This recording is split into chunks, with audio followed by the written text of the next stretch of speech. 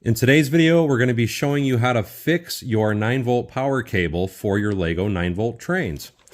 It's a very common problem that your cables will start to dry rot, and then, like in this instance, you can see they dry rot to the point that all the insulation falls off, and then they start shorting out. So we have to take all the plugs off this and replace the wire. The wire that I'm using is this right here. It's a 24 gauge wire, and it is 2-conductor, and I will put a link in the description below if you want to buy this exact same wire. First thing you got to do is you got to pop all these pieces off. So how we do that is we come to the side, and you want something that's very small and pointy, and I have a very small flathead screwdriver that I'm using, and you just take it and you kind of push it in the holes until you can pop that loose, and then you can prop that open. Now, typically when you do that, unfortunately, you can see like right here, one of my little nubs, we'll call it, actually kind of snapped back and broke.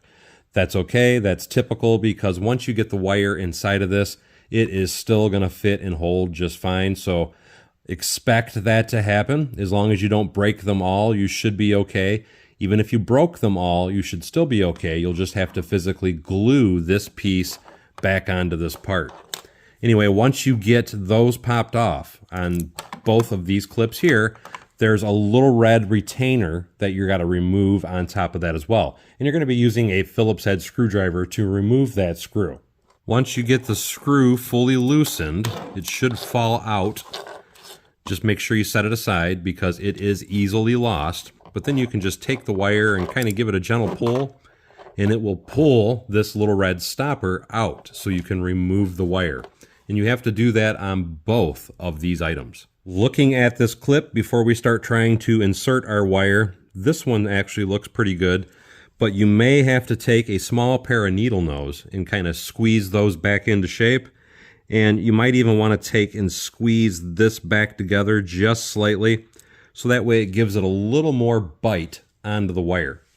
It's also worth noting that both of these pieces are exactly the same. And the reason I'm telling you that is because when you're putting these back onto your wire, you want to make sure that one is flipped in the opposite direction so that one is gripping one wire and the other is gripping the other. What I like to do, because with this wire there is that white line on one of the indicators, so typically with a DC circuit, you want to look at it as being negative and positive. It doesn't really matter the polarity because your speed control is going to adjust that when you put it back together. You just want to make sure that one of them is on the white, and we're going to call it the negative, and one of them is on the black, and we're going to call that the positive. But we're going to take this, and we're going to wrap it around this little red clip that held the wire into place. And for the last one, the first one, however you want to call it, you want to just pinch the wire around that. And the reason you want that to stay out like that is because once we put it back inside, and I'm going to give it just a little bit more, again, just a little bit sticking out, you're going to take that and we're going to insert it back into the plug here. And you're just going to push that down. You want to make sure the wire doesn't stick out, but that it's covering. Just want to show you here, because that is the little spot that that metal piece is going to stick into, this spot right in here. So you want to make sure that one of the wires, and in this case it's going to be the black wire, is going to fit over top of that location. So this, when we put it back on, is going to bite into that. First, put the screw back in to hold the wire into place. Trying to show you up close. Now again, you don't want the wire to stick out, so you want to make sure once you put that screw back in that it's just barely hanging out. But now we're going to put this on, and we're hoping this is going to line up with, in this case, it's going to be the white wire. So we're going to put that on. And I'm not going to pinch it down yet. I'm going to try and just do it enough that you can see it. So you can see that that wire, or that metal tab, is lined up with that white wire. And all you're going to do, once you get it nice and aligned, you got it aligned up, just push it together. So now that one is complete, and it should stay together because the wire is biting and holding that into position. Now we're going to come over with the next one. You want to make sure you hold it like this. So that way one can be here and one can be on the other side of the track. Now we're going to take and put our red retainer on this one and put the screw back in and then pinch it together as well. Okay, now we have the retainer in. You can see that I have one going one way, one going the other. So when I put this on a train track, they will clip that way. And before you go to push the bottom piece on, it's always a really good idea, and I have a piece of train track here, just to make sure that this is going to give you enough slack. And in this particular situation, yes, I'm going to have enough wire that I'm able to snap this on both sides of the track. So now that we've checked that, we know that this plug has the metal going to the white wire. Now on this one, just to show you, the white wire is on the back because I flipped it upside down. Again, just trying to show you that these are facing in opposite directions. So the white is on the back and the black is on the front. So now we're going to take this and I'm going to show you again up close once I get it started a little bit. Trying to show you inside the hole, it is on the solid black. The white is this back one. As you can see, the white is the back wire. And again, you want to make sure that you don't put these two plugs onto the same wire. You have to have one on one, one on the other. But now that we have that aligned, we're going to pinch that down inside of it. And again, this is going to bite in very nice and snug. So now we have both of our pieces here, and just to verify our width, once again, those are holding across, and we got a little bit of slack here, which is perfect and what we want. Now, as far as the length, you can take it as long as you want. You can match it up to the original length of the Lego cable. And typically that is what I do, but I actually make it a little bit longer. So we're just going to hold that old beat up cable.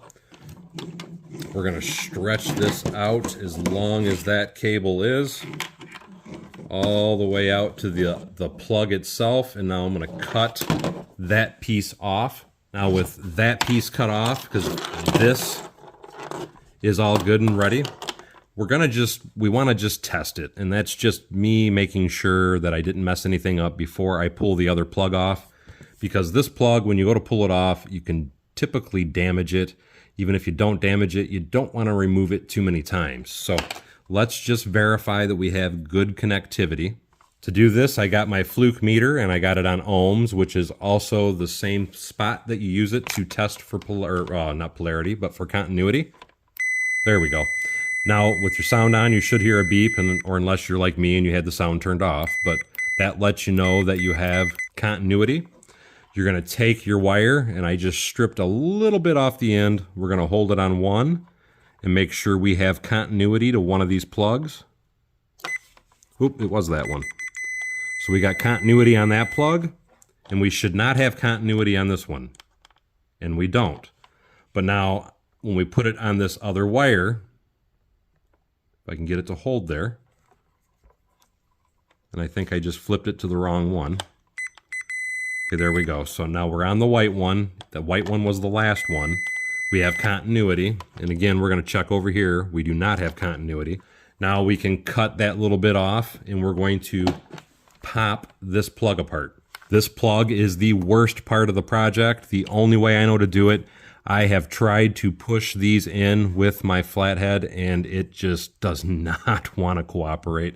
So what I typically do is I come over to the edge here, and I will just kind of pop this up and away. And you got to kind of wedge it up in there. And like I said, typically you can end up breaking these, so be careful. There we go. Now that we get that out of there, and just to show you, this is just a retainer. There is no metal on this piece at all.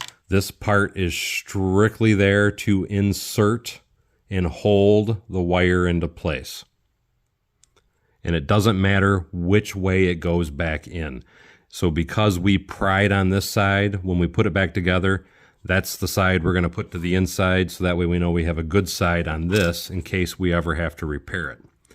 Now, trying to show you the inside of the plug, you can see how these are bent. And that's why I was telling you, you want to make sure that you straighten those out with a pair of needle nose. Now that I have those both nice and straight, and I took a little bit of the slop out of them, and I hope you can see that in the video, we're going to place the wire on it. But first I got to cut off that bit of slop that I left from when I was testing. So we're going to cut that off. And it doesn't matter how you lay the wire in here. Generally what I like to do is match it this way. So because I know it was laying flat with this plug, I will just pull it through my fingers, so that way I know it is the same direction. So when I lay this onto that, it is going to hold. And what I prefer to do myself is I kind of like to split the end just a tad bit, because it can be a real pain to shove it on there and make sure it's good. But by doing that, you're able to push the wire onto each one of those tabs individually. And you're going to want to use a very small screwdriver. You can see I got it pushed on with a screwdriver. Now, just to verify, I am going to take my meter again and just make sure that we do have continuity, and we only have continuity to the one set of wires. So let's get our meter again. Everything on, we're going to check continuity. And I am trying to hold this in place, so we're going to put it on this one. We should have it on one side, not the other, so we have it on that side. We do not have it on that side, which is good, because now on this side, we should have continuity to the other plug. Trying to hold that in place. And as you can see, we have continuity there, and we should not have it to this one, and we don't. So now we can put that black piece back onto the back of it. And how that goes is you want that indent piece to go over this little hump that the wire is going over. So we're going to take that and push it right inside there like so. Okay, now the wire is in there nice and secure, and we're gonna check the wire one last time. Let's put it on our train and make sure it works. And it works great. No more fraying, and we actually have a longer cable now.